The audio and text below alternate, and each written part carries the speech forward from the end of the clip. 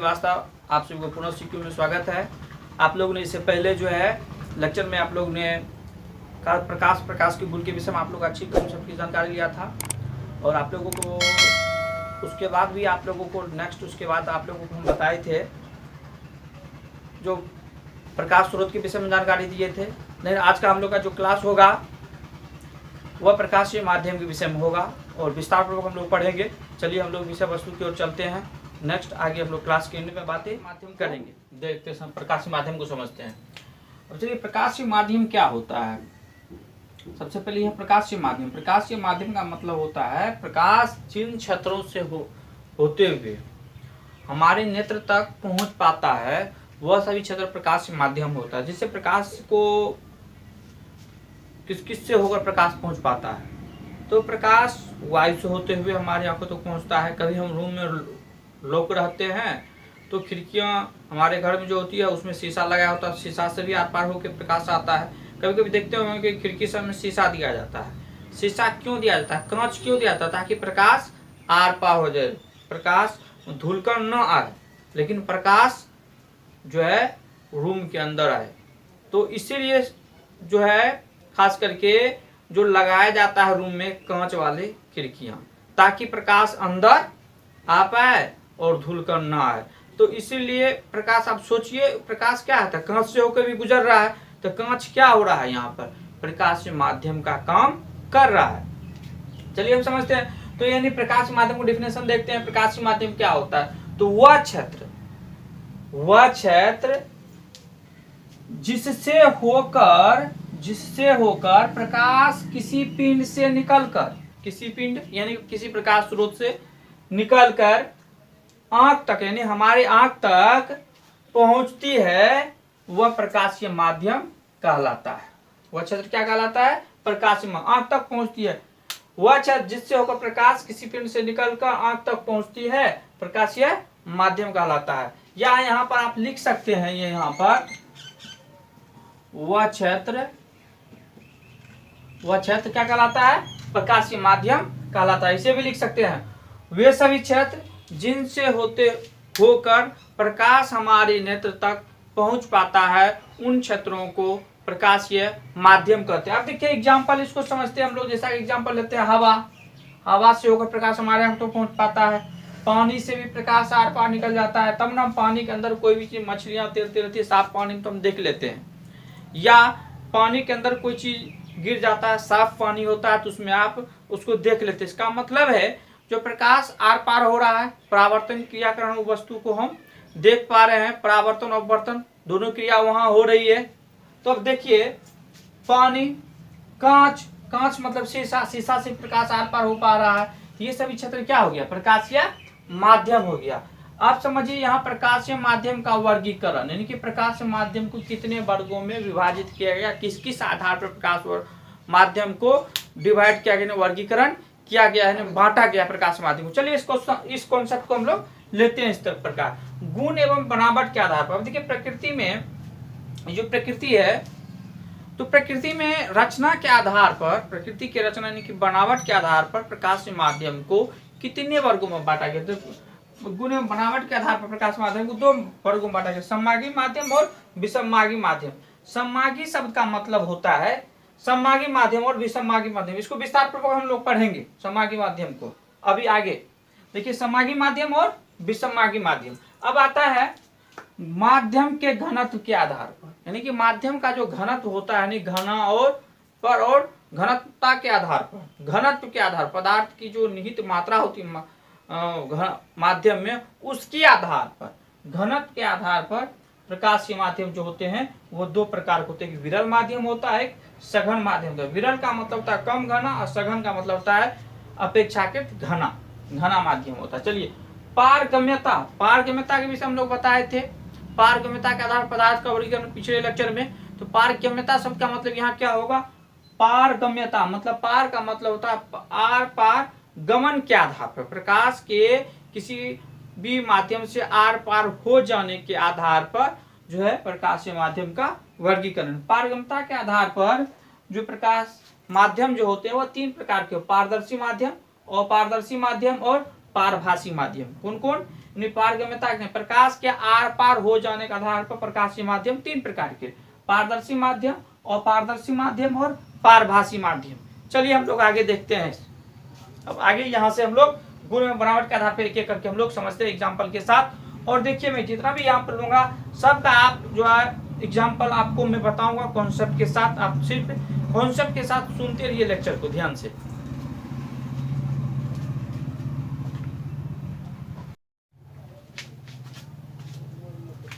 देखिए हम लोग प्रकाश माध्यम का वर्गीकरण देखते हैं।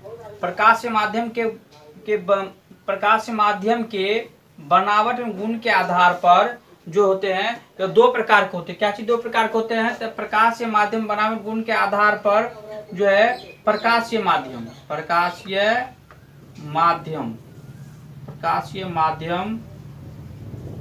जो होते हैं प्रकाश माध्यम के बनावट गुण के आधार पर प्रकाश माध्यम दो प्रकार के होते हैं, इसे ध्यान रखिएगा। प्रकाश माध्यम दो प्रकार क्या होता है?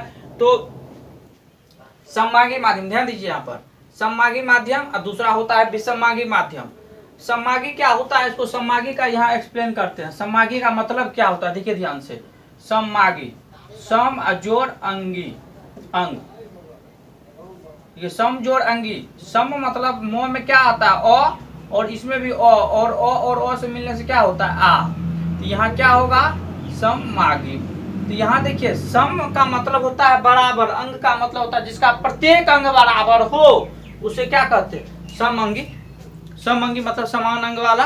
तो जिसके प्रत्येक भाग का गुण एवं बनावट, कहने का तात्पर्य यहाँ ये होता है जिस प्रकार से माध्यम के सभी भागों के गुण एवं बनावट एक समान हो तो उसे सममागी माध्यम कहते हैं। यानी कि देखिए पानी में यदि जैसे ये पानी, एक गिलास पानी है, मान चलिए एक गिलास या पानी है, एक गिलास अगर पानी आप लेते हैं तो ऐसा तो नहीं है जो ये नीचे वाला का घनत्व ज्यादा होगा ऊपर वाला का घनत्व कम होगा, ऐसा भी तो नहीं होता है।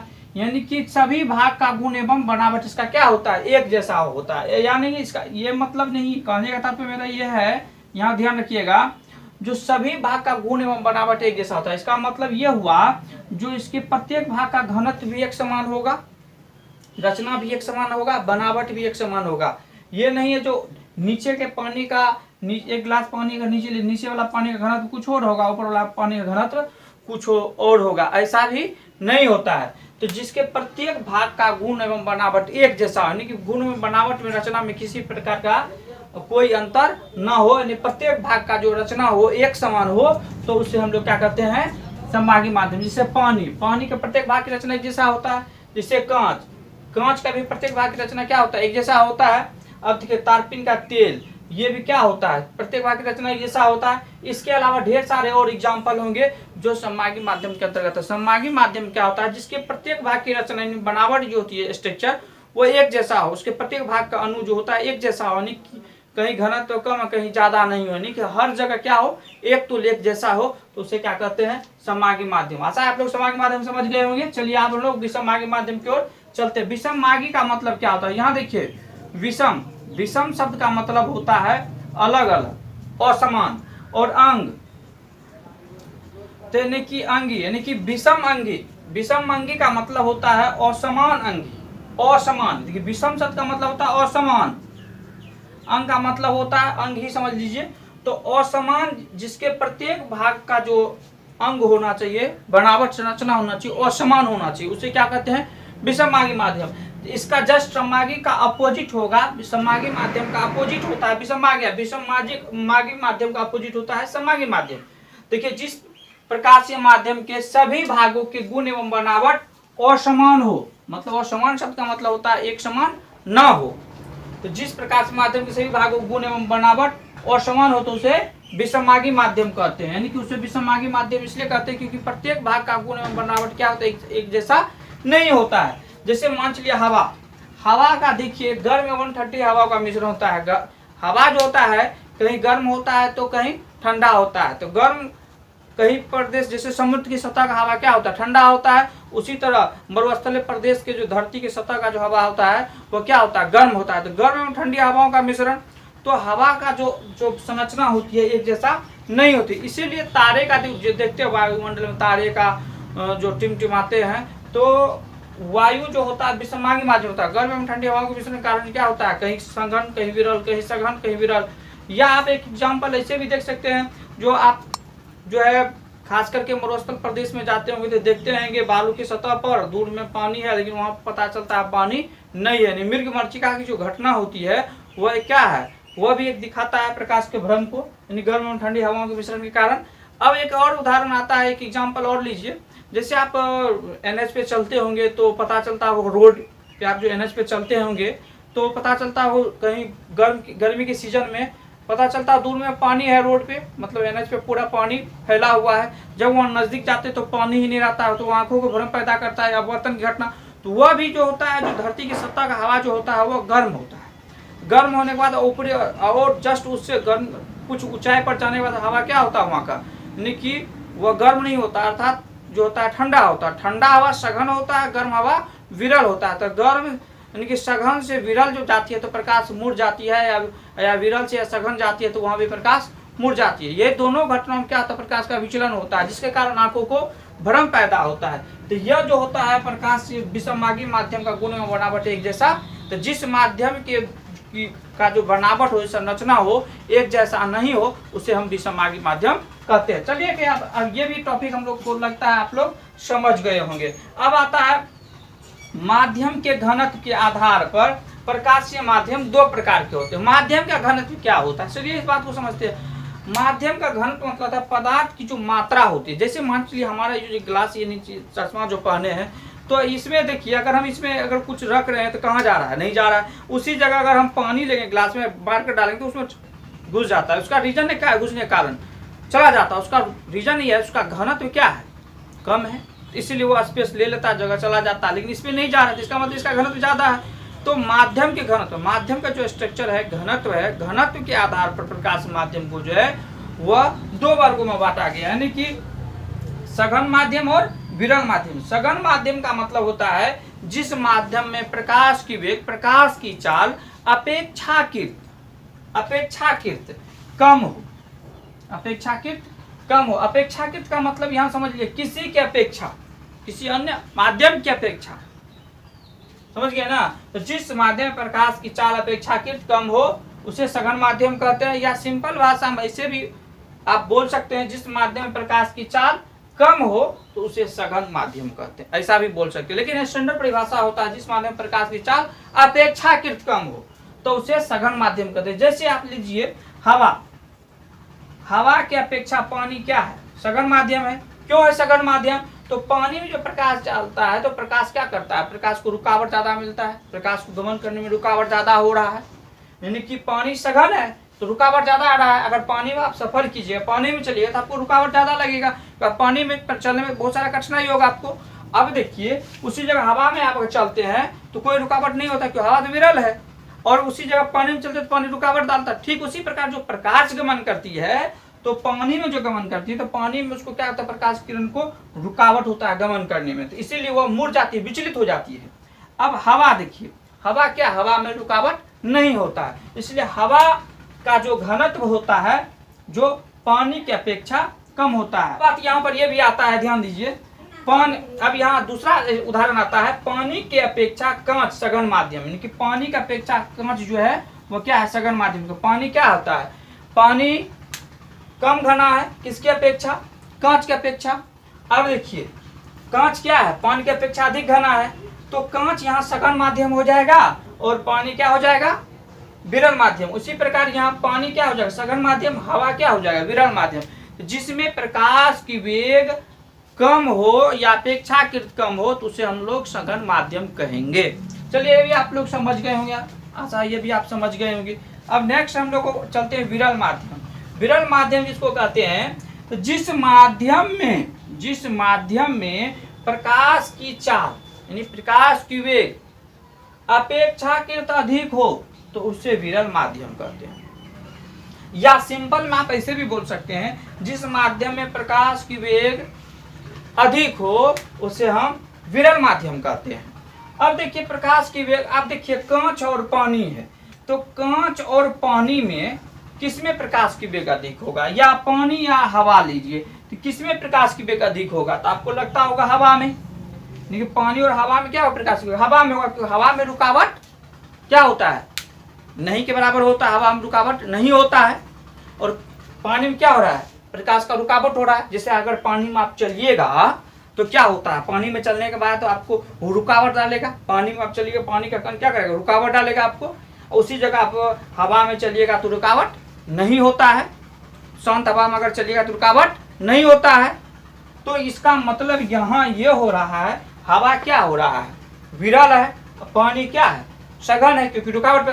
तो जो प्रकाश को गमन करने में प्रकाश की तीव्रता को कम कर दे, प्रकाश को गमन करने में प्रकाश की तीव्रता को कम कर दे, मतलब जो प्रकाश को चलने की रफ्तार होती है उसको वो मुड़ा दे, प्रकाश के चाल को क्या कर दे, मुड़ा भी दे। और इसके अलावा प्रकाश की तीव्रता को कुछ न कुछ जो है अंश को कम कर दे, यानी अधिक प्रकाश को साफ पे कम कर दे, ऐसा नहीं, यानी कि प्रकाश की तीव्रता जो होती है कुछ ना कुछ उसको क्षति पहुंचाए।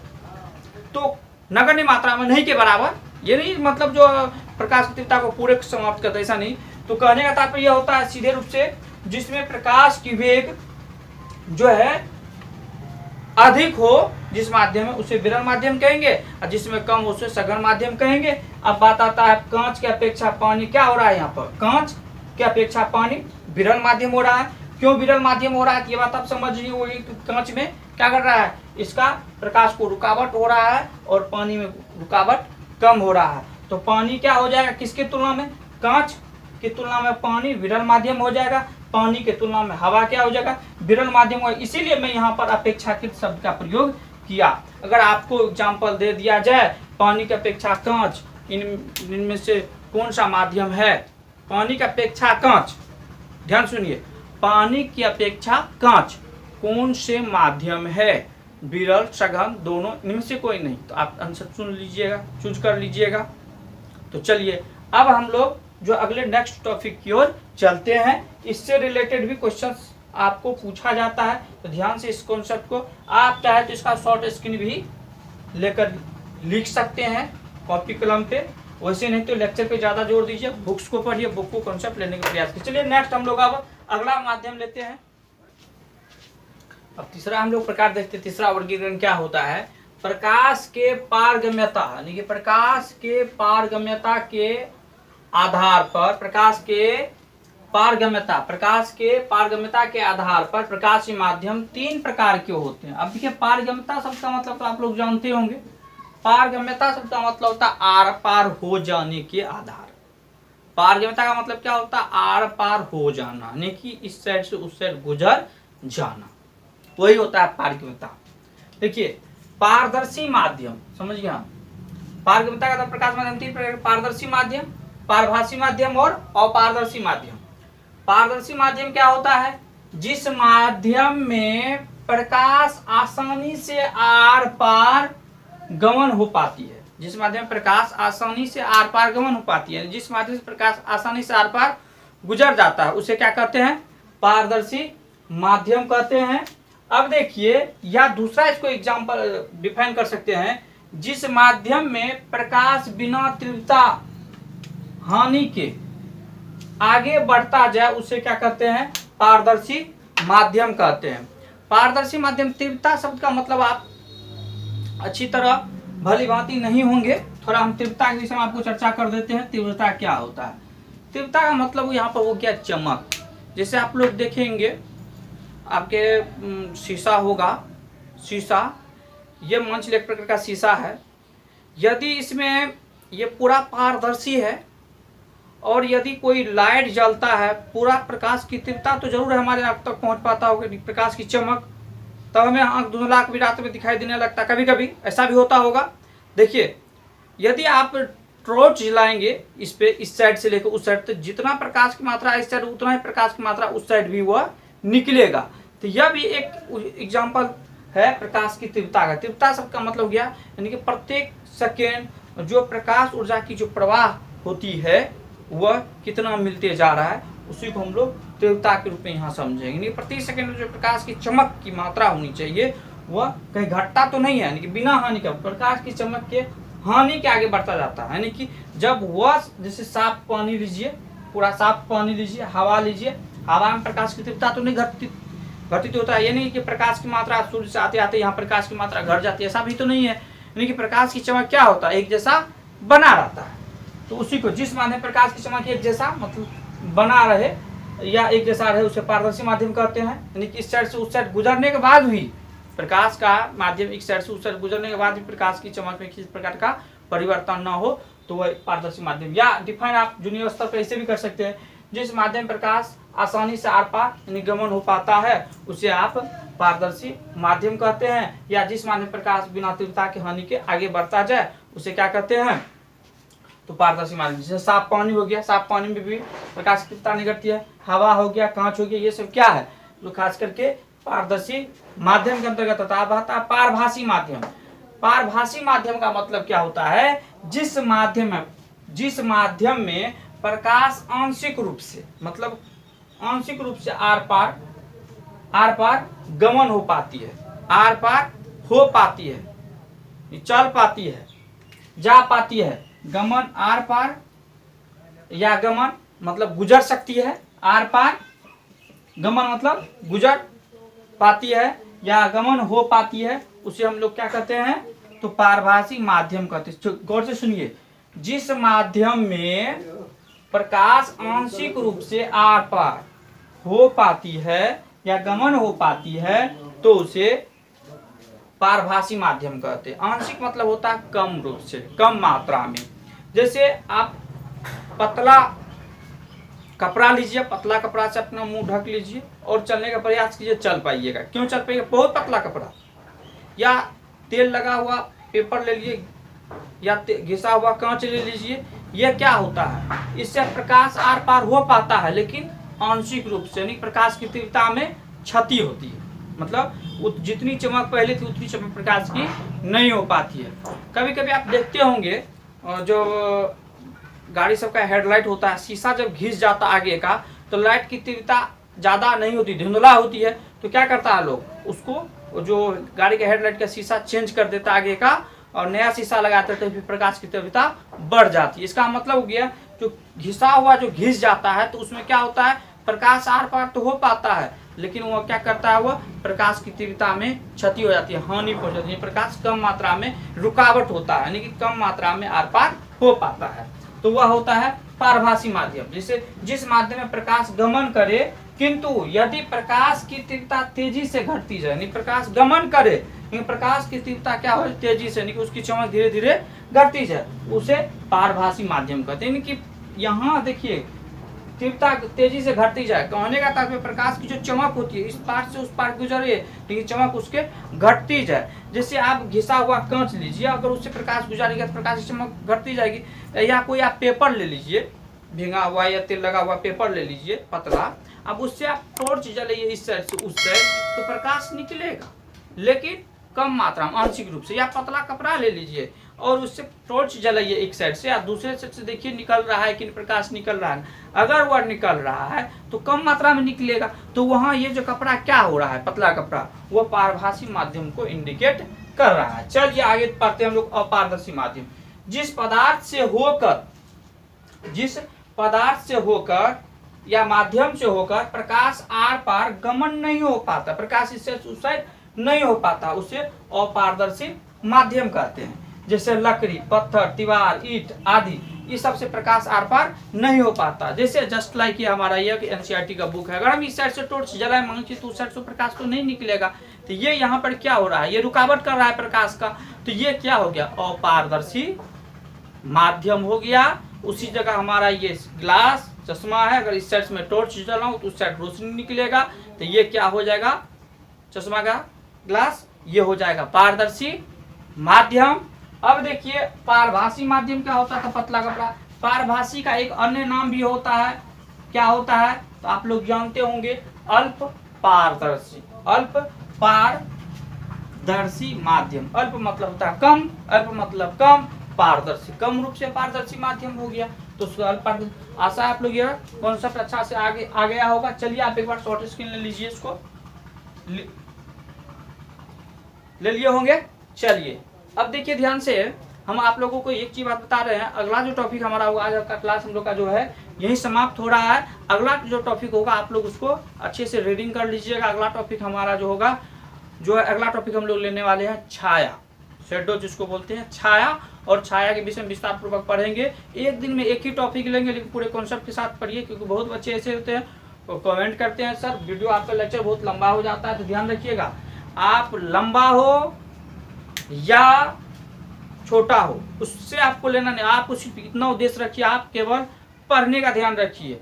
और अच्छी बात है, अगर लेक्चर लंबा होता है तो कॉन्सेप्ट की कोशिश ये रखिए, जो मैं ज़्यादा एग्जाम्पल लेता, ज़्यादा समझाने का प्रयास कर रहा हूँ, इसीलिए ये जो होता है लेक्चर मेरा थोड़ा टाइम जो है वीडियो का वो लंबा हो जाता है, इसलिए इस पर ध्यान ना दे। कोशिश ये रखिए आप अपने कॉन्सेप्ट से, अपने सीखने से मतलब रखिए, ज़्यादा कोशिश करें, सीखने का प्रयास करें। और वैसे भी आप लोग जो है ज़्यादा कोशिश कीजिएगा, टाइम दीजिएगा पढ़ाई पे, अपना पढ़ाई पे समय का सदुपयोग कीजिएगा ज़्यादा करके, अच्छा रहेगा। क्योंकि यह दौर 9th 10th का ही दौर होता है, बच्चा मेहनत करे 9th 10th 11th 12th। यदि आप इस 4 क्लास को अगर बेहतरीन रूप से पढ़ते हैं तो आपका ये 4 क्लास का ही जो होता है फ्यूचर, भविष्य आपका ये 4 क्लास पर ही डिपेंड करता है आगे का आपका फ्यूचर। क्योंकि ये 4 क्लास एजुकेशन का जो बेस्ट स्टैंडर्ड होता है, अगर इसमें आप थोड़ा सा भी नज़रअंदाजी करते हैं तो आप अपने भविष्य के साथ धोखा दे रहे हैं, ना कि अपने माँ बाप के साथ और ना मेरे साथ। खुशी ना तो टीचर के साथ आप दीजिएगा, ना तो मुझे दीजिएगा, ना अपने माँ बाप, खुद के साथ, अपने भविष्य के साथ दीजिएगा। क्योंकि समय के साथ चलना सीखिए, समय सबसे बड़ा गुरु होता है, इसलिए समय का महत्व दीजिए। चलिए आज का क्लास हम लोग इतना विचार विमर्श बातें नहीं करेंगे, आज का क्लास हमारा यही समाप्त होता है। नेक्स्ट आगे बातें होती रहेगी। धन्यवाद।